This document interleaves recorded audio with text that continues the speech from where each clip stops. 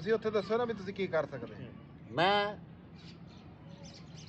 Serious acting भी कर सकना, मजाहिया भी कर सकना, और किसी चीज़ की कोई मशहूरी करनी हो मैं ਤੁਹਾਨੂੰ वो भी करके दे सकता। अच्छा फर्ज करो ਆ ਮੋਬਾਈਲ ਦੀ ਮਸ਼ਹੂਰੀ ਇਹਦੀ ਮਸ਼ਹੂਰੀ ਕਰਨੀ। हाँ जी।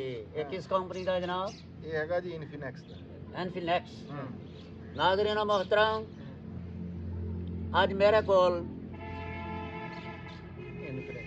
इन्फिनेक्स कंपनी की तरफ एक मोबाइल है।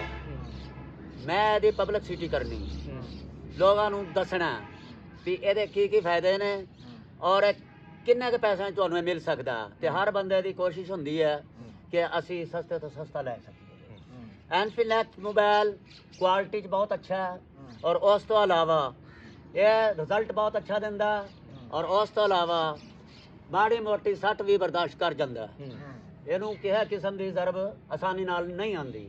ਉਸ ਤੋਂ ਇਲਾਵਾ ਤੁਸੀਂ ਆਪਣੀ ਕੋਈ ਚੀਜ਼ ਬਣਾਉਣਾ ਚਾਹੋ, ਵੀਡੀਓ ਵਗੈਰਾ ਜਾਂ ਮਤਲਬ ਕੋਈ ਖੁਸ਼ੀ ਦਾ ਲਮਹਾਤ ਤੁਸੀਂ ਇਹਦੇ ਸਟੋਰ ਕਰਨਾ ਚਾਹੋ, ਉਹ ਵੀ ਸਹੂਲਤ ਮੌਜੂਦ ਹੈ। ਔਰ ਉਸ ਤੋਂ ਇਲਾਵਾ ਕੰਪਨੀ ਦਾ ਇਹ ਵੀ ਫਖਰ ਹੈ ਕਿ ਵੀ ਜਦੋਂ ਤੱਕ ਵੀ ਇਹ ਮੋਬਾਈਲ ਵਰਤੋ ਇਹ ਅੱਲਾ ਦੇ ਹੁਕਮ ਨਾਲ 100% ਸੈੱਟ ਚੱਲੇਗਾ।